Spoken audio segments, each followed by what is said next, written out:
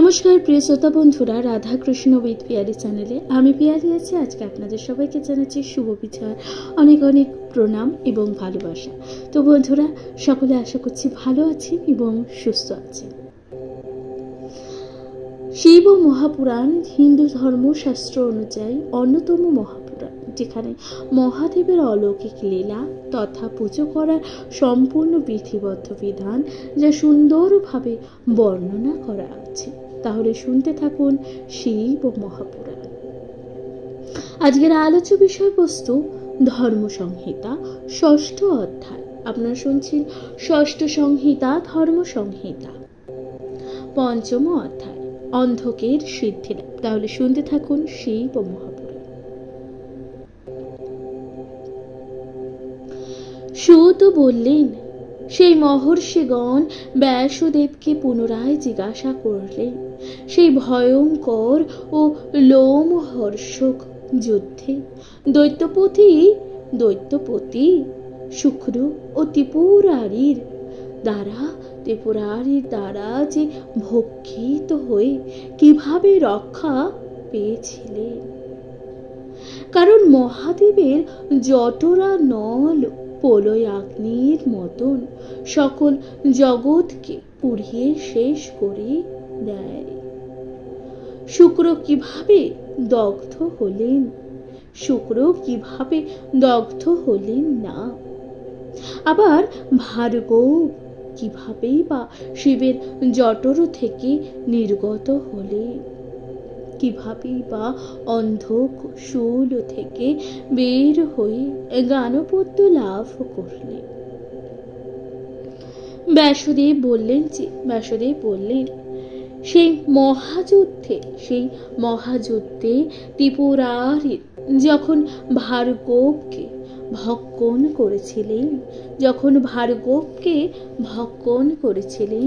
তখন ভার্গব তুষার চাঁদের মতন শীতল, তাপ নিবারিণী এবং মৃত্যুঞ্জয়া বিদ্যা জপ করেছিলেন।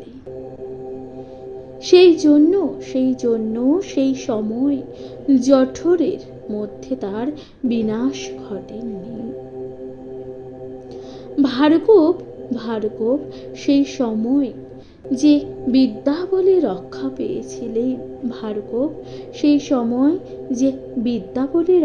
পেয়েছিলেন, আমিও সেই মৃত্যুঞ্জয়ী বিদ্যাকে বিশেষভাবে জেনে সে কথা তোমাদের কাছে বর্ণনা করছি। দৈত্যরাজ শুক্র এই মন্ত্র জপ করে ভগবান শম্ভুর জটর পঞ্চর থেকে উৎকৃষ্ট রেতের মতন লিঙ্গ মার্গ থেকে বের হয়ে ব্যাসদেব তখন বললেন, সেই মহাযুদ্ধ ত্রিপুরারি যখন ভার্গবকে লক্ষণ বা ভক্ষণ করেছিলেন, তখন ভার্গব তুষার ও চাঁদের মতন শীতল, তাপ ও নিবারিণী এবং মৃত্যুঞ্জয়া বিদ্যা জপ করেছিলেন। সেই জন্যই সেই সময় জটরের মধ্যে বিনাশ ঘটেনি। ভার্গব সেই সময় বিদ্যা জলে রক্ষা পেয়েছিলেন। আমিও সেই মৃত্যুঞ্জয়ী বিদ্যাকে বিশেষভাবে জেনে সে কথা বর্ণনা করেছি। দৈত্যরাজ শুক্র এই মন্ত্র জপ করে ভগবান শম্ভুর জঠর পঙ্কর থেকে উৎপত রেতের মতন লিঙ্গ মার্গ থেকে বের হয়ে এলেন। গৌরী তাকে পুত্র হিসাবে গ্রহণ করলেন। দেবী গৌরীর কৃপায় অবিলম্বে সেই পুত্র মৃত সঞ্জীবনী প্রভৃতি সকল বিদ্যায় পারদর্শী হয়ে উঠল। এইভাবে অনেক দিন অতিবাহিত হল। 3000 বছর অতিবাহিত হলে সেই বেদনিধি শুক্র পুনরায় মহেশ্বরের থেকে জন্ম নিলেন। তিনি ক্ষয়রহিত ও অমর হয়ে দ্বিতীয় শঙ্করের মতন বিরাজ করতে লাগলেন। ব্যাসদেব বললেন, এক সময় মহেশ্বর বেড়াতে বেড়াতে দানবরাজ অন্ধককে দেখতে পেলেন। অন্ধক তখন শূলবিদ্ধ অবস্থায় অত্যন্ত শীর্ণকায় হয়েছে, কিন্তু সেই অবস্থাতেই মহেশ্বরের ধ্যানে মগ্ন ছিল। মহাদেবের অষ্টোত্তর শতমূর্তি একাগ্র চিত্তে ধ্যান করে নিজের মহাসংকট থেকে মুক্তি লাভ করার চেষ্টা করেছিলেন। মহাদেবের সেই অষ্টোত্তর শতমূর্তি হলো, মহাদেবের অষ্টোত্তর শতমূর্তিগুলি কি কি? মহাদেব বিরূপাক্ষ, চন্দ্রোদ্ধর শেখর, অমৃত ও শাশ্বত, স্থানু, নীলকণ্ঠ, পিনাকি, বৃষভাজ, মহাচিক ও পুরুষ, সর্বকামোদ ও কামদহন, কামরূপ, কদর্পী, বিরূপ, গিরিশ, ভীম, শুক্রী, রক্তশ্বাস, যোগী, কালদহন, ত্রিপুরঘ্ন, কপালে, গূঢ়বৎ, গুপ্তমন্ত্র, গভীর, ভাবগোচর, অনিমাদি, গুণশালী, ত্রৈলোক্যদায়ক,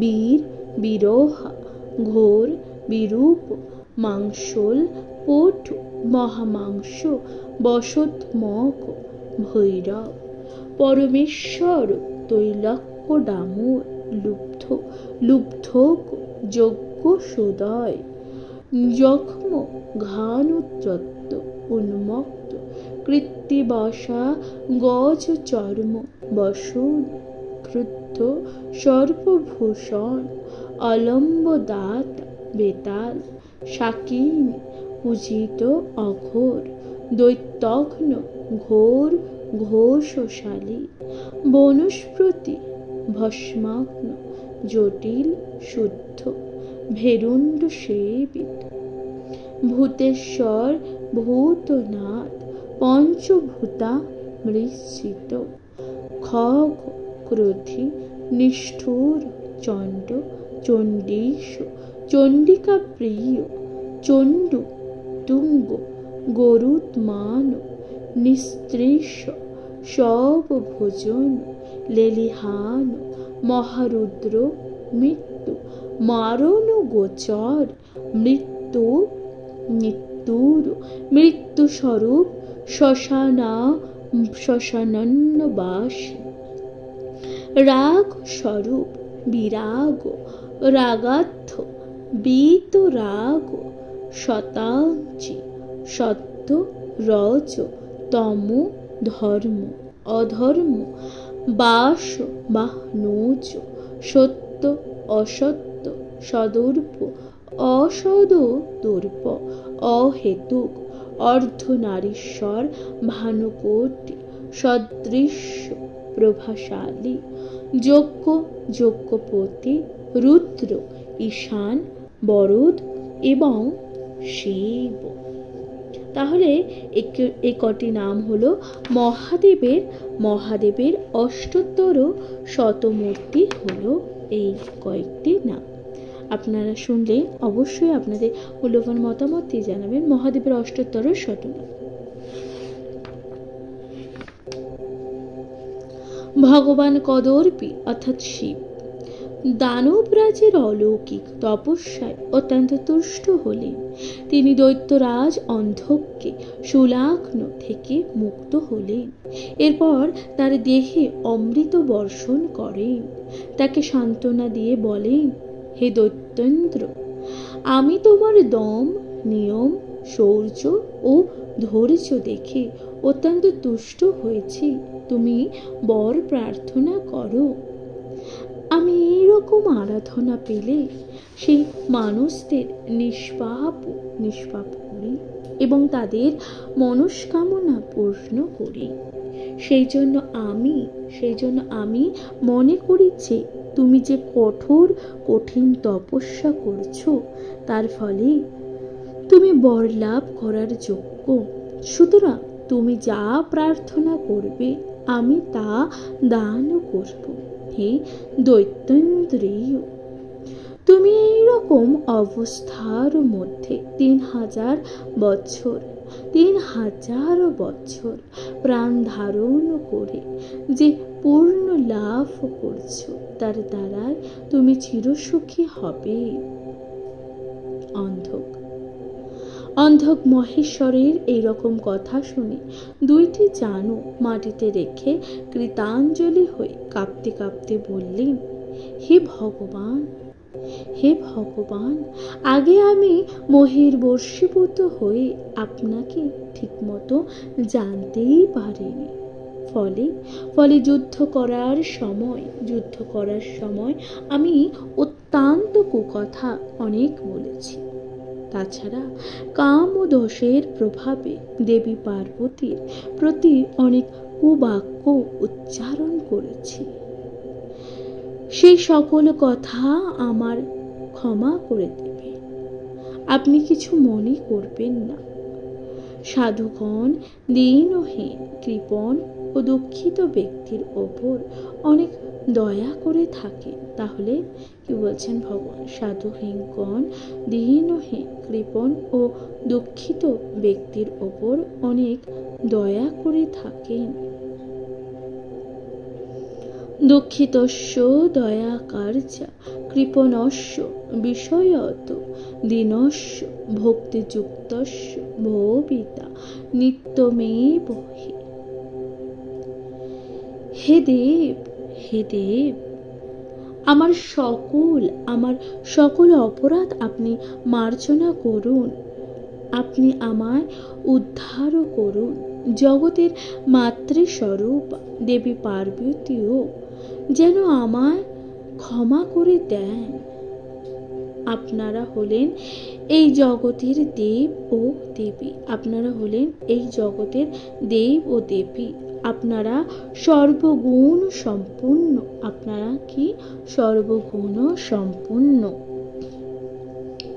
সুতরাং আমার আপনার ক্ষমা করে দেন। কাম ক্রোধহীন, জরা মৃত্যুহীন, মহাসংগ্রামী ও মহাবলশালী বীরক যেমন আমাদের প্রিয় পুত্র স্থানীয়, আমিও সেই রকম থাকতে চাই। আমার শরীর তুষার, মুক্তাহার, শীতাংশু, শঙ্খ ও কুণ্ডের মতো যেন শ্বেতাম্ব লাভ করে। আমার দুই চোখ যেন মাতা পার্বতীর চরণে নিবদ্ধ থাকে। আমার আত্মা শান্ত, গুণশালী হয়েও যোগ চিন্তায় যেন সবসময় নিরত থাকে। দানবরাজ এরকম বলে নিশ্চুপ ভাবে একান্তে মহাদেব ও পার্বতীর ধ্যান করতে লাগলেন। মহাদেব তখন দানবরাজকে তার নিজের প্রসন্ন মনের দ্বারা দর্শন করলেন। ফলে দানবরাজের স্মৃতিতে তার জন্মের সকল কথা জেগে উঠল। দানবরাজের সকল মনোবাসনা পূরণ হল। তিনি মাতৃ ও পিতৃস্বরূপ পার্বতী ও পরমেশ্বরকে প্রণাম করে কৃতজ্ঞতা লাভ করে। প্রিয় শ্রোতা বন্ধুরা, তাহলে এখানে সমাপ্ত হলো পঞ্চম অধ্যায়। আপনারা শুনলেন অন্ধকের সিদ্ধি লাভ পর্ব, শিব মহাপুরাণ। আপনাদের কেমন লাগছে অবশ্যই আপনাদের মূল্যবান মতামত জানাতে ভুলে যাবেন। শুনতে থাকবেন পরবর্তী অধ্যায়, ষষ্ঠ অধ্যায়। শুনতে থাকুন শিব মহাপুরাণ।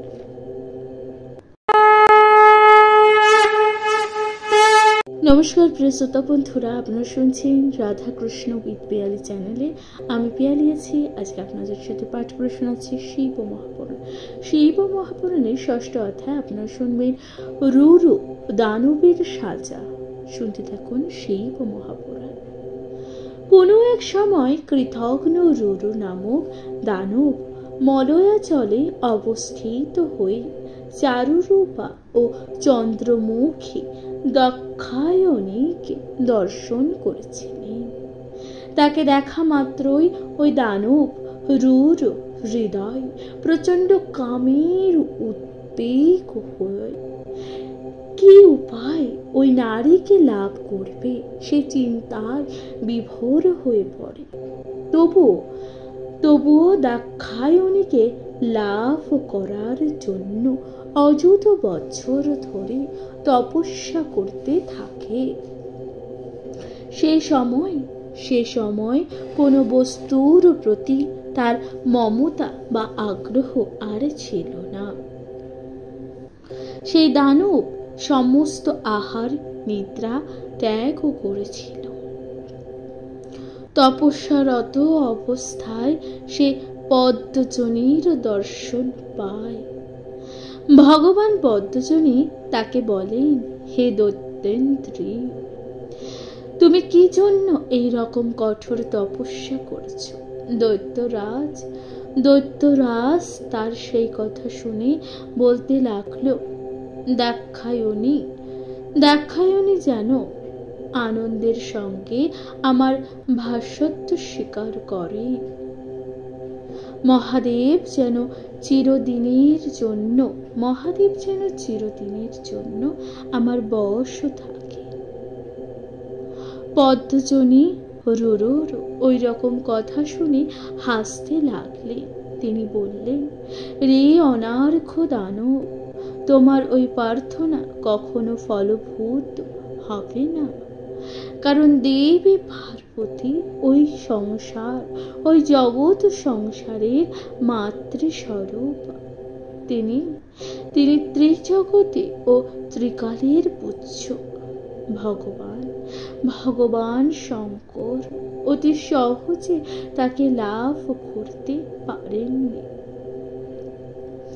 যদি ভগবান মহাদেব তাকে অনায়াসে লাভ করতে পারতেন, তাহলে তিনি তাকে একনিষ্ঠ থাকতেন না। তিনি জাহ্নবী এবং ইন্দুলেখা ও সন্ধ্যাদেবী তাহলে মাথায় ধারণ করত না। এই ধ্যান দেখে তুমি চলে যাও। তুমি এক কাজ করো, অপ্সরাদের সাথে তুমি বিহার করে যথেষ্ট আনন্দ করো। দেবীকে লাভ করার এই দুরূহ বাসনা তুমি ত্যাগ করো, তা না হলে তোমার চরম অনিষ্ট হবে। এই কথা বলে ব্রহ্মা সেখান থেকে চলে গেলেন। এরপর দানব রুর প্রজাপতির কথা মান্য না করে সেই ভয়ঙ্কর তপস্যা করতে লাগলো। মালয় পর্বতে ওই দানবরাজের যজ্ঞের আগুনে দগ্ধ হতে লাগলো। ভগবান পিনাকে ভয় পেয়ে পার্বতীকে নিয়ে সেখান থেকে অন্য জায়গায় চলে গেলেন। তখন দেবী পার্বতীর স্বামীর কাছে জানতে চাইলেন যে তিনি কেন মলয় পর্বত থেকে পালিয়ে যাচ্ছেন।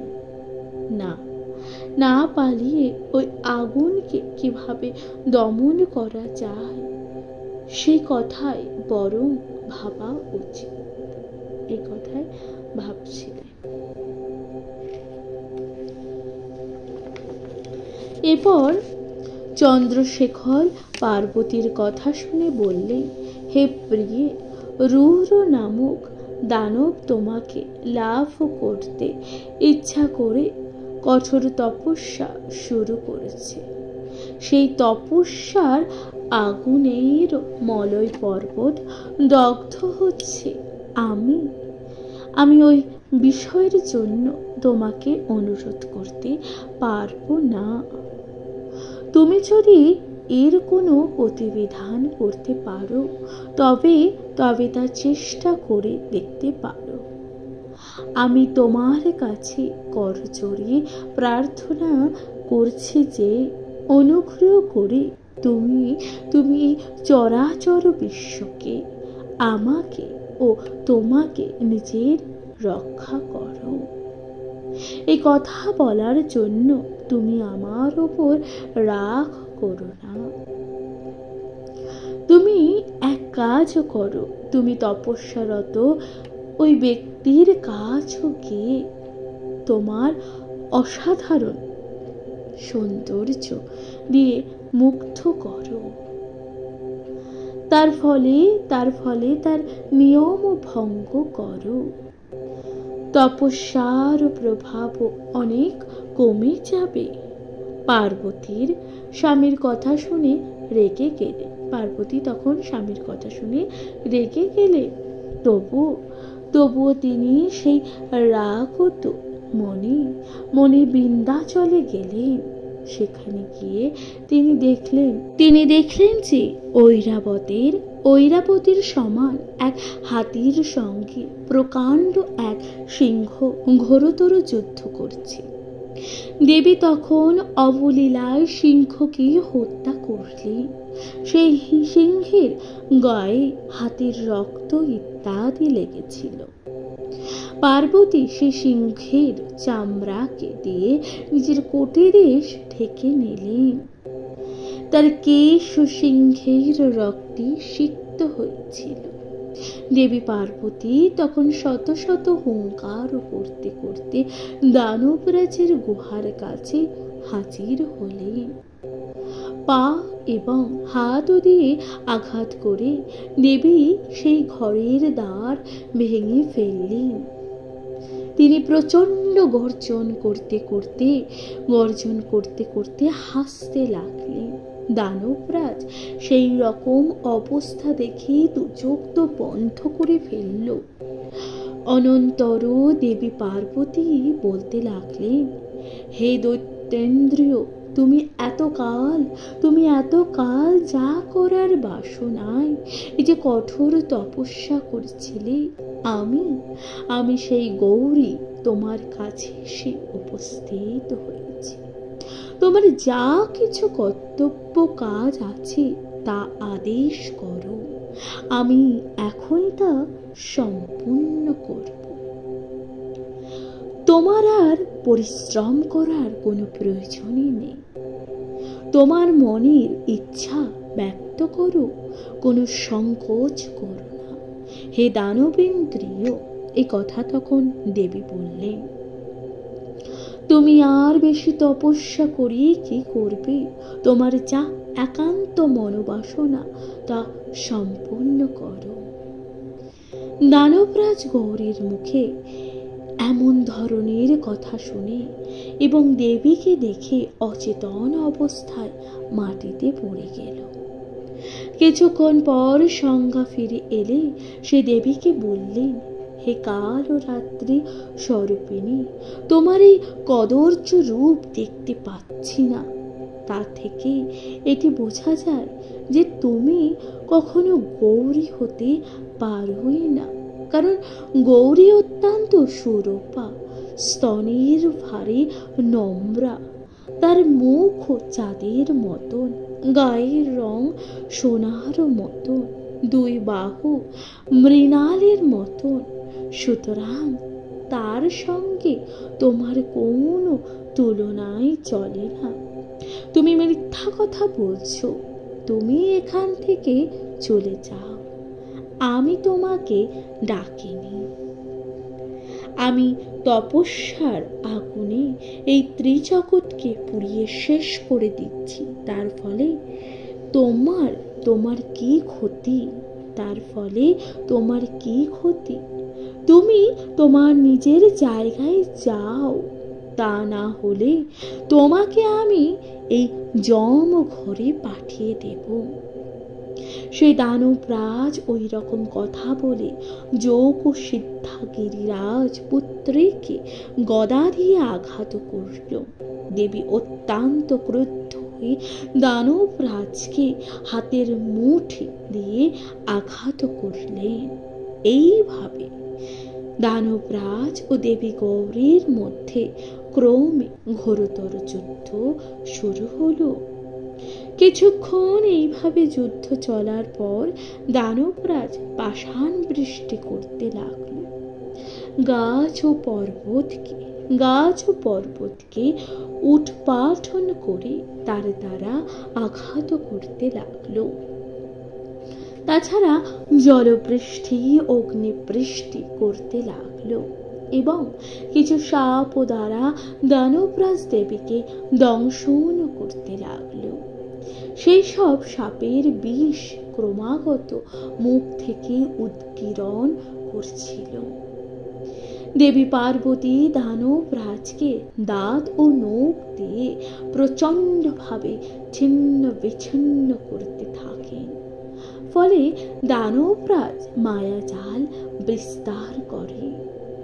নিজের রক্ত প্রবাহ থেকে নিজেরই আত্মার অনুরূপ দানবগণকে সৃষ্টি করে। তারা ছিল ভয়ঙ্কর রূপের। এরকম উমা দেবীও দানবরাজের অনুকূলে অসংখ্য সৈন্য দেখে তিনি তার নিজের শরীর থেকে অসংখ্য বিকৃত বিরূপধারিণী ভীষণ রূপা সব স্ত্রী সৈন্য সৃষ্টি করলেন। তার সৃষ্ট হয়ে শত্রু সৈন্যের ধ্বংস করতে লাগলেন। ফলে অল্প সময়ের মধ্যে দানবরাজের সকল সৈন্য নিঃশেষিত হয়ে পড়ল। এরপর